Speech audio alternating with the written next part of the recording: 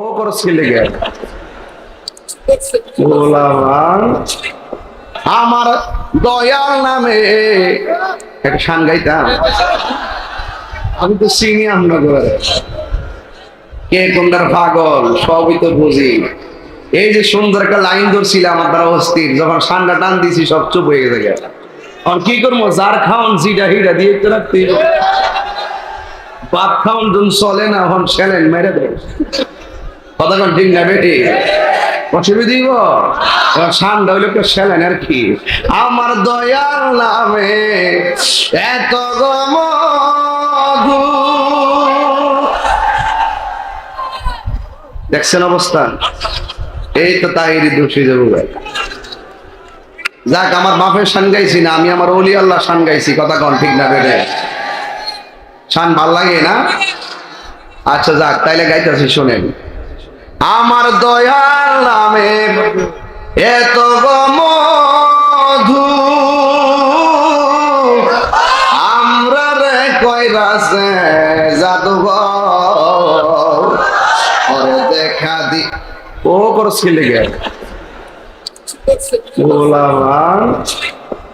এতক্ষণ বালা বালা মাছ করতেছি, সব লড়তেছে, আর শান যখন টান মারছি বলে বাবের দেশে বইরে গেছে। জবান খুললে কেন আল্লাহু আকবার গন। আমি তো এইগুলা গাই মাঝে মাঝে টিকটক মৌলবী সাইজ করবার লাগে। কিছু টিকটক মৌলবী যখন টুকটাক কথা কইয়া মানুষের ঈমান ধ্বংস করে, এদেরকে ঠিকঠাক করতে গেলে তাহিরির মতন বক্তা দরকার আছে। কথা বলেন ঠিক না বেঠিক? যারা বলে আল্লাহর ওলির মাজার লাথি মাইরা ভাঙিয়ে দিতে হইব, যারা কয় শাহজালালের কবর, শাহপুরানের কবর, গোলাপ শাহর কবর, খাজা বাবার কবর, রওজা তো কই না, গজব তো মুখে পড়ছই, রওজা মুবারক তো কই না, কবর বলে কয় এগুলা যত উঁচু কবর আছে সব লাথি মেরে ভেঙে দাও। আচ্ছা কোন তো দেখি, সাধারণ আপনার আব্বার কবর কেউ লাথি দিলে কি তার ফাওড়া থাকবো? আমাদের মাননীয় প্রধানমন্ত্রী নির্বাচন যখন আসে, বাবা শাহজালাল ইয়ামানি রহমাতুল্লাহ আলাইহির রওজা শরীফ থেকে জিয়ারতের মাধ্যমে নির্বাচনী প্রচারণা শুরু করে, তাহলে আমার মতন ভাগরি বইরা টুপি বইরা গুমটা মৌলবী যারা মাইক ধরে স্পিকার ধরে কয় বাবা শাহজালালের কবরকে লাথি মাইরা ভাঙিয়ে দিতে কয়, শাহপুরানের কবর, গোলাপ শাহর কবর, খাজা বাবার রওজা মুবারককে লাথি মেরে ভেঙে দিতে চাই, আমি তাদেরকে বলতে চাই ওই শাহজালালের উত্তরসূরিরা এখনো জমিনে জিন্দা আছে। আজকে একদল জাহেল মুরাক্কাব নায়েবে শয়তান আছে। আমরা যখন পবিত্র ঈদে মিলাদুন নবী সাল্লাল্লাহু আলাইহি ওয়াসাল্লাম উপলক্ষে জশ্নে জুলুসের আনন্দ বর্ণাঢ্য খুশির মিছিল করি, তখন ওরা আমাদেরকে জিলাপি খাওয়াই না সুন্নি বলে। কথা বলেন ঠিক কিনা? আরে সুন্নিরাই তো খাবে বিরিয়ানি, তোমাদেরই তো হবে চুলকানি। কথা বলেন ঠিক কিনা বলেন? প্রজাতন্ত্রী বাংলাদেশ সরকার আমার দয়াল নবী প্রিয় নবীর শুভ আগমনের দিনটিকে পবিত্র ঈদে মিলাদ নবী সাল্লাল্লাহু আলাইহি ওয়াসাল্লাম 12 রবিউল আউয়ালকে রাষ্ট্রীয়ভাবে জাতীয়ভাবে স্বীকৃতি দিয়েছেন। কথা বলেন ঠিক কিনা বলেন? আমার নবীজি দুনিয়াতে এসেছেন নবীর শুভ আগমনের প্রেমের মালা পরিধান করে। আজ আমরা গাউসে আজম দরবার শরীফের উদ্যোগের এই আজিমুস শান উরসে বড় পীর গাউসুল আজম মাহফিলে চলে এসেছি। কথা বলেন ঠিক কিনা? যে আল্লাহ রাব্বুল আলামিন আমাদের সকলকে আজকের এই সুন্নি মহা সম্মেলনে কাঁধে কাঁধ মিলিয়ে আসার সুযোগ দিয়েছেন। শুকরিয়া তান সকলে বলুন আলহামদুলিল্লাহ। আমি দেখতে পাচ্ছি 4 তলা ভবন, উপরে মানুষ, নিচতলা 2 তলা 3 তলা 4 তলা পর্যন্ত মানুষ একদম কাঁধে কাঁধ মিলিয়ে তারা দাঁড়িয়ে আছে এবং রাস্তাঘাট ব্লক হয়ে আছে। আমি মাহফিল কর্তৃপক্ষকে বলবো আমার ডানের ভবনগুলো ভর্তি এবং সেই 5 তলা ওই যে এটা কি হবে এত উপরে কেন? আচ্ছা এত উপরে এত লোক কেন? না না রিক্সা আছে তো। যাই হোক আমি আপনাদেরকে বলছি, উপরে উঠেছেন ভালো, কিন্তু আর একটু ভিতরে বসার চেষ্টা করেন, ঠিক আছে? অন্তত নড়াচড়া করবেন না, আর অতীতের কোনো রেশারেশি ওখানে দেখাবেন না। 5 দিন আগে কি করছেন, 10 দিন আগে কি করছেন, ঠেলা ঢেলি করে আবার ওখান থেকে আবার কাম করেন, কথা বলতে কিনা? যাই হোক আমার এটা কোরআনের আকর্ষণ। কথা বলেন ঠিক কিনা? যাক, রাস্তায় এদিক দিয়ে গেট লাগায় দেওয়ার চেষ্টা করেন, এটা কোরআনের আকর্ষণ, এটাই বাংলাদেশের সম্প্রীতি, রাষ্ট্রের সম্প্রীতি, ধর্মের সম্প্রীতি। এটাই হলো সেই সম্প্রীতি যেখানে সবাই মিলে মিশে কোরআনের কথা শুনবে, রাসূলের কথা শুনবে, আউলিয়া কেরামের শুনবে কথা শুনবে, যেখানে হানাহানি থাকবে না, কাটাকাটি থাকবে না, উগ্রতা থাকবে না, সন্ত্রাসী থাকবে না, বোমাবাজি থাকবে না, চাঁদাবাজি থাকবে না, থাকবে শুধুমাত্র মদিনাওয়ালার মহব্বত। হাততালি বলুন তাকবীর। নবীর মহব্বত যেখানে, শান্তি। আপনি দেখেন তো এতগুলো মানুষ, আমাদের আলহাজ জাহিদ আহসান রাসেল এমপি মহোদয় তিনি বলেছিলেন এত মানুষ আপনারা চেপে চেপে বসেছেন, মানে হলো বোঝাতে চেয়েছেন যে এত লোক এত পাশাপাশি বসা যায় না, একমাত্র কোরআনের আকর্ষণ আছে বলেই সম্ভব হয়েছে। এবং আমাদের বীর মুক্তিযোদ্ধা আলহাজ অ্যাডভোকেট আজমতুল্লাহ খান সাহেব আমাদের এই ধর্মের অনুভূতির উপরে তিনি অনেক তথ্য আমাদের সামনে কিন্তু উপস্থাপন করেছেন। ভাগ্য ভালো, আমার ডানে একজন মানুষ পেয়েছি, বামে একজন মানুষ পেয়েছি, যারা মুক্তিযুদ্ধের চেতনার মানুষ, যারা স্বাধীনতার সপক্ষের মানুষ, যারা ধর্মের সম্প্রীতি নিয়ে ভাবে, যারা রাষ্ট্রের সম্প্রীতি নিয়ে ভাবে, যারা মানুষের যারা সকল মানুষের কল্যাণ নিয়ে ভাবে। এই মানুষগুলোর পাশে আমরা গাজীপুরবাসী থাকতে চাই কি চাই না? হাত তুলে বলুন চাই কি চাই না?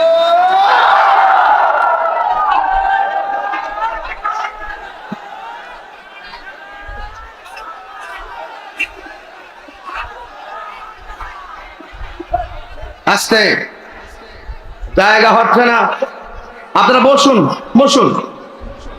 যারা দাঁড়িয়ে আছেন বসুন। আমি আহমদ রাজা সাহেবকে বলছিলাম যে অন্তত পক্ষে আমাদের দুইজন আমার প্রিয় মানুষ আছেন গাজীপুর, একজন হলো আমাদের আলহাজ জাহিদ আহসান এমপি মহোদয়, রাসেল এমপি মহোদয় আছেন, আজমতুল্লাহ খান ভাই আছেন। আমি বলছিলাম অন্তত গাজীপুরে কোনো মাহফিল দিলে একটা বিশাল বড় মাঠ যেন হয়, কিন্তু আজকে মাঠ বড়, তারপরে কিন্তু প্রেমিকের সংখ্যা বেশি। আবার সামনে যখন আসবো আমাদের আরো উলামায়ে কেরাম আসবে। আমরা এই দেশের ভিতরে আউলিয়া কেরামের সপক্ষের মানুষ বেশি। কথা বলেন ঠিক না বেঠে? এটা কি বিশ্বাস হয় আপনাদের? বিশ্বাস হয় আপনাদের? এই জন্য আল্লাহ পাক যেন আমাদের এই আশেক গুলোকে কবুল করে, বলুন আমিন। বাবার আমাদের কাউন্সিলের মহোদয় স্বেচ্ছাসেবক হয়ে কাজ করতেছেন, আপনারা আদব নিয়ে বসে পড়ুন। যতটুকু এসেছেন আলহামদুলিল্লাহ। আর পরিবেশ না করলে আমি একটু চিল্লাচিল্লি করে চলে যাবো। আমি শান্তি ছাড়া এবং নীরব ছাড়া আমি ওয়াজ করতে পারি না, এটা আমার একটা অভ্যাস। এরপর মানুষ বেশি হয়েছে, আজ আমাকে মেনে নিতে হবে। কিন্তু কেউ ধাক্কাধাক্কি করবেন না, কেউ উঠা বসা করবেন না, চুপচাপ থাকবেন। আল্লাহ যেন আমাদের সকলকে কবুল করে, বলুন আমিন। আপনারা জানেন আমার পাশে যিনি আলহাজ সিদ্দিকুর রহমান মুফতি হানাফি আল কাদরি পীর সাহেব হুজুর, যিনি অত্যন্ত আবেদ মানুষ, যিনি অত্যন্ত আশেক মানুষ, অত্যন্ত ভালোবাসার মানুষ, যিনি ছোটকে স্নেহ করেন, বড়কে সম্মান করেন। যাকে যে সম্মানটা দেওয়ার তিনি সেই সম্মানটা দিয়েছেন বলেই তিনি সম্মান পেয়েছেন। কথা বলেন ঠিক কিনা? আল্লাহ যেন পীর সাহেব হুজুরকে হায়াত দারাজ করে, বলুন আমিন। আরো জবান খুলে বলুন আমিন। এই পর্যন্ত ব্যারিকেড দিয়ে রাখেন, কেউ যেন আর ভিতরে ঢুকতে না পারে ইনশাআল্লাহ। সবাই দুরূদ শরীফ বলেন আল্লাহুম্মা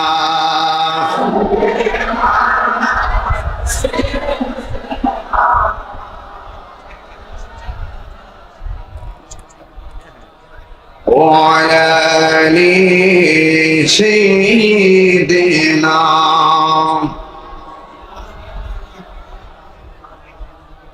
গভীর মনোযোগ, নীরব থাকা লাগবে। উঠা বসে করা যাবে না, অতিরিক্ত কোনো আওয়াজ করা যাবে না। মাঝে মাঝে সুবহানাল্লাহ বলতে হবে, মাঝে মাঝে আলহামদুলিল্লাহ বলতে হবে। আমার নবী, আপনার নবী হাদিসে মুবারকে বলেছেন, ইযা মারারতুম বিরিয়াজিল জান্নাতি ফারতাউ, তোমরা যখন জান্নাতের বাগানের পাশ দিয়া গমন করবা, তোমরা জান্নাতের বাগানে বসে পড়বে। সাহাবায়ে কেরাম নবীজিকে প্রশ্ন করেন, ইয়া রাসূলুল্লাহ, দুনিয়ার জমিনে আবার জান্নাতের বাগান কোনটা? আল্লাহর হাবিব বলেন, যেই জায়গার মধ্যে আল্লাহর গুণগান গাওয়া হবে, যেই জায়গার মধ্যে আমি নবীর আলোচনা হবে, এই জায়গা আর জায়গা থাকে না। এই মাঠ আর মাঠ থাকে না, ওই মাঠটাকে আমার আল্লাহ জান্নাতের বাগান বানায় নেয়। আল্লাহর হাবিব বলে শুধু জান্নাতের বাগানেই যাবে না, জান্নাতের বাগানের ফল ভক্ষণ করবা। সাহাবায়ে কেরামের ভাগ্য অনেক ভালো, নবীরে ডাইরেক্ট পেয়েছেন, ডাইরেক্ট প্রশ্ন করেছেন, নবী ডাইরেক্ট উত্তর দিয়েছেন। আল্লাহর হাবিব বললেন, সাহাবীরা জান্নাতের বাগান কি জানো? মাঝে মাঝে যে আলহামদুলিল্লাহ বলবা, মাঝে মাঝে যে সুবহানাল্লাহ বলবা, এই তাসবিহগুলোই হলো জান্নাতের বাগানের ফল। এখন আসেন, সুবহানাল্লাহ মানে কি? আসমান এবং জমিনের মধ্যে যে শূন্য জায়গাটা আছে, একবার সুবহানাল্লাহ বললে আমার আল্লাহ রাব্বুল আলামিন সেই শূন্য জায়গাটাকে সওয়াব দ্বারা পরিপূর্ণ করে দেয়। এবার আসেন, আলহামদুলিল্লাহ মানে কি? আলহামদুলিল্লাহ মানে হলো আলহামদুলিল্লাহি তামলাউল মিজান। যেই ব্যক্তি মহব্বতে আল্লাহর শুকরিয়া আদায় করে আলহামদুলিল্লাহ পড়বে, আল্লাহ রাব্বুল আলামিন তার মিজানের পাল্লাটাকে সওয়াব দিয়ে পরিপূর্ণ করে দিবে। সুবহানাল্লাহ বলেন। তাইলে আলহামদুলিল্লাহ বললে কোনো লস নাই, সুবহানাল্লাহ বললে কোনো লস নাই। এই তাসবিহগুলো একদিন কাজে লাগবে। দুনিয়ার কত মানুষের জিকির আপনি করলেন, দুনিয়ার কত মানুষের গান আপনি গাইলেন, কিন্তু একটা কথা মনে রাখবেন, আপনার সম্পদ আমার সম্পদের ভাগ বসাইবার জন্য আমার স্ত্রী রেডি আছে, আপনার টাকার ভাগ বসানোর জন্য আপনার স্ত্রী রেডি আছে, কিন্তু আপনার মরণের কষ্টের ভাগ নেওয়ার কোনো মানুষ খুঁজে পাবেন না। কথা বলেন ঠিক কিনা? আপনি কবরে যাইবেন, কবরের যে কষ্টে যদি থাকেন, এই কষ্টের ভাগ পৃথিবীর কেউ নিবে না, যার যার কবরে সাফার করতে হবে।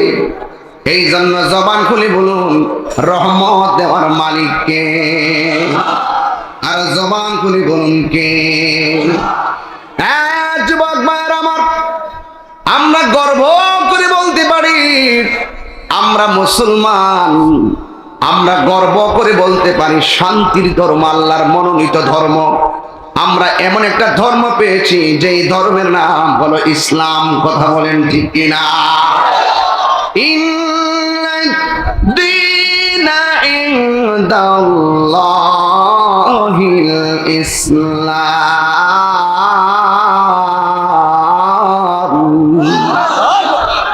হায়রে, নিশ্চয় আল্লাহর কাছে মনোনীত ধর্মের নাম হলো ইসলাম।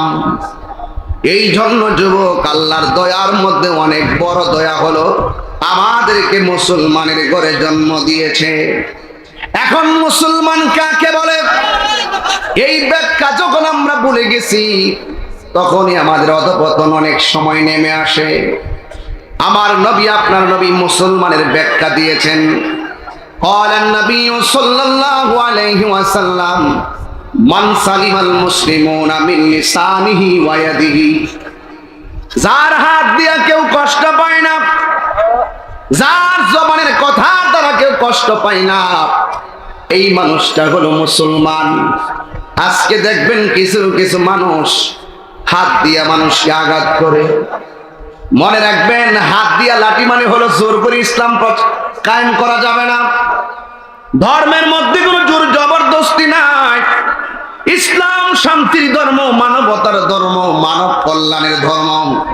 ইসলাম ভ্রাতৃত্বের ধর্ম, সাম্যের ধর্ম, একতার ধর্ম, মানব কল্যাণের ধর্ম। ইসলামটা এমন একটা ধর্ম, যেই ধর্মটা মানুষের সামনে কেমনে প্রেজেন্টেশন করবেন, আল্লাহ দুইটা রাস্তা দেখায় দিয়েছে। দেখেন, ওয়াজ কিন্তু বুঝবে নাকি? জবানটা খুলে বলেন রাস্তা দেখায় দিয়েছেন কে? আর জবান খুলে কোন কে? দুইটা রাস্তা হলো, উদউ ইলা সাবিলি রাব্বিকা বিল হিকমাতি ওয়াল মাউইজাতিল হাসানা। দুইটা সিস্টেমের মাধ্যমে মানুষের সামনে দিনটাকে প্রেজেন্টেশন করা লাগবে। একটা হলো সুন্দর ব্যবহার, আর একটা হলো হিকমত। জোরে কন্যা সুবহানাল্লাহ। হিকমত লাগবে, হিকমত। হিকমত মানে হলো কৌশল লাগবে। ওই কৌশলটা দেখাইতে গেলে কত মানুষ আপনার বিরুদ্ধে চলে যেতে পারে। এই জায়গার মধ্যে আপনাকে ধৈর্য রাখতে হবে, কারণ যার জীবনে ধৈর্য বেশি তার জীবনে সফলতা বেশি, যার জীবনে ধৈর্য কম তার জীবনে হতাশা বেশি। কথা বলেন ঠিক কিনা? এই জন্য আল্লাহ রাব্বুল আলামিন কুরআনুল কারীমের মধ্যে সুন্দর করে বলে দিয়েছেন, ইন্নাদ-দীনা ইনদাল্লাহিল ইসলাম। নিশ্চয় আল্লাহর কাছে মনোনীত ধর্মের নাম হলো ইসলাম। এই জন্য আমার যুবক ভাইয়েরা, আরব থেকে বাগদাদ, আরব থেকে বাগদাদ, বাগদাদ থেকে আল্লাহর ওলির অনেক ওলি আল্লাহগণ বাংলার জমিনে এসেছেন। ইসলাম লাঠি দ্বারা বাংলাদেশে প্রতিষ্ঠিত হয় নাই, ইসলাম বাংলাদেশে প্রতিষ্ঠিত হয়েছে খানকার মাধ্যমে। কথা কোন ঠিক কিনা? ইসলামী বাংলাদেশে প্রতিষ্ঠিত হয়েছে আল্লাহর ওলিদের অক্লান্ত হিকমত যোগ্য পরিশ্রমের কারণে। এই জন্য আজকে দেখেছেন গৌসুল আজম আব্দুল কাদের জিলানী, গৌসুল আজম গৌসে আজম দরবার শরীফের উদ্যোগের আজকের মাহফিল। যিনি ওলিদের ওলি গৌসুল আজম আব্দুল কাদের জিলানী জীবনে যদি তালাশ করে দেখেন, ওনাকে জিজ্ঞাসা করেন, হে আব্দুল কাদের জিলানী, আপনি কিভাবে গাউসুল আজম হয়েছেন? জোরে জোরে কি আল্লাহু আকবার বলা যাবে না? কিভাবে আপনি গাউসুল আজম হয়েছেন? বাংলার জমিনে হযরতে শাহজালাল ইয়ামানি রহমাতুল্লাহ আলাইহি জিজ্ঞাসা করেন, আপনার বাড়ি তো বাংলাদেশে ছিল না, আপনার বাড়িতে ছিল ইয়েমেন দেশে। 360 আউলিয়া নিয়ে বাংলার জমিনে এসেছেন। এরপর আপনার নাম তো ছিল শুধুমাত্র শাহজালাল, কিন্তু আপনি কিভাবে সুলতানুল আউলিয়া হয়ে গেলেন বাংলার জমিনে? বাবা শাহজালাল উত্তর দেয় আশেককে, আমি আসলে শাহজালাল, আমি আসলে আল্লাহর একজন বান্দা ছিলাম, আমি বান্দাই থাকতাম, কিন্তু আমার জীবনটা মদিনাওয়ালার প্রেমে আমি কুরবানি করে দিয়েছি বলে আমি শাহজালালের রওজা এখনো জিন্দা রয়েছে। আল্লাহু আকবার বলেন। এত হুড়াহুড়িতে ওয়াজ করা যায় না রে ভাই, এগুলো পরিবেশ না ভাইরা। আমার মনে হয় এই পরিবেশে শান গেলে ঠান্ডা হবে। এই মনে কিছু লোক একটু ভাইরা আমার বেন না, ওই জায়গাটা বন্ধ করে দিয়ে চলতো, কিছু লোক বের করে দেয়। গেটটা বন্ধ করে দেন, আস্তে আস্তে একটু মানুষ বের করে দেয়। ভাইরা আমার, সবাই জবানটা খুলে কন্যা ইয়া রাসূলুল্লাহ। আমার যুবক ভাইরা, আল্লাহর ওলিরা কি মরা না জিন্দা? কথা কয় না। আল্লাহর ওলিরা কি মরা না জিন্দা? শুধুমাত্র আল্লাহর ওলিরা রওজা মুবারকে জিন্দা না, এরা আমার আল্লাহর পক্ষ থেকে জান্নাতি খাবার খাওয়ার ক্ষমতা আছে না নাই? শুধুমাত্র এরা রওজা মুবারকের চতুর্পাশে বন্দিশালায় বসে থাকে না, আল্লাহর ওলিরা দুনিয়ায় থাকা অবস্থায় একটা বাইন্ডিং এর মধ্যে থাকে, দুনিয়া থেকে চলে যাওয়ার পরে আর কোনো বাইন্ডিং থাকে না। আল্লাহর ওলিরা রূহানি ভাবে যাওয়ার ক্ষমতা আছে না না? আমার দয়াল নামে একটা গান গাইতাম, আমি তো চিনি আপনাদের, কে কোনটার পাগল সবই তো বুঝি। এই যে সুন্দর একটা লাইন ধরছিলাম, আমার দ্বারা অস্থির, যখন ঠান্ডা টান দিছি সব চুপ হয়ে গেছে।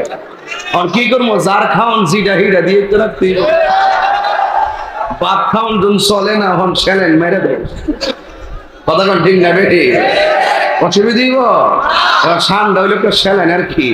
আমার দয়াল নামে এত গমধু, দেখছেন অবস্থান, এই তো তাই দোষী যাবো। যাক, আমার বাপের শান গাইছি না, আমি আমার ওলি আল্লাহ শান গাইছি। কথা কন ঠিক না বেড়ে? শান ভাল লাগে না? আচ্ছা যাক, তাইলে গাইতেছি শোনেন। আমার দয়াল নামে এত মধু, আমরা রে কইরাছে জাদুঘর, ওরে দেখা দি ও করস কি লেগে এতক্ষণ বালা বালা মাছ করতেছি, সব লড়তেছে। আর শান যখন টান মারছি বলে বাবের দেশে বইরে গেছে। জবান খুললে কেন আল্লাহু আকবার গন। আমি তো এইগুলা গাই মাঝে মাঝে টিকটক মৌলবীকে সাইজ করবার লাগে। কিছু টিকটক মৌলবী যখন টুকটাক কথা কইয়া মানুষের ঈমান ধ্বংস করে, এদেরকে ঠিকঠাক করতে গেলে তাহিরির মতন বক্তা দরকার আছে। কথা বলেন ঠিক না বেঠিক? যারা বলে আল্লাহর ওলির মাজার লাথি মাইরা ভাঙিয়ে দিতে হইব, যারা কয় শাহজালালের কবর, শাহপুরানের কবর, গোলাপ শাহর কবর, খাজা বাবার কবর, রওজা তো কই না, গজব তো মুখে পড়ছই, রওজা মুবারক তো কই না, কবর বলে কয় এগুলা যত উঁচু কবর আছে সব লাথি মেরে ভেঙে দাও। আচ্ছা কোন তো দেখি, সাধারণ আপনার আব্বার কবর কেউ লাথি দিলে কি তার ফাওড়া থাকবো? আমাদের মাননীয় প্রধানমন্ত্রী নির্বাচন যখন আসে, বাবা শাহজালাল ইয়ামানি রহমাতুল্লাহ আলাইহির রওজা শরীফ থেকে জিয়ারতের মাধ্যমে নির্বাচনী প্রচারণা শুরু করে, তাহলে আমার মতন ভাগরি বইরা টুপি বইরা গুমটা মৌলবী যারা মাইক ধরে স্পিকার ধরে কয় বাবা শাহজালালের কবরকে লাথি মাইরা ভাঙিয়ে দিতে কয়, শাহপুরানের কবর, গোলাপ শাহর কবর, খাজা বাবার রওজা মুবারককে লাথি মেরে ভেঙে দিতে চাই, আমি তাদেরকে বলতে চাই ওই শাহজালালের উত্তরসূরিরা এখনো রওল এখনো জমিনে জিন্দা আছে।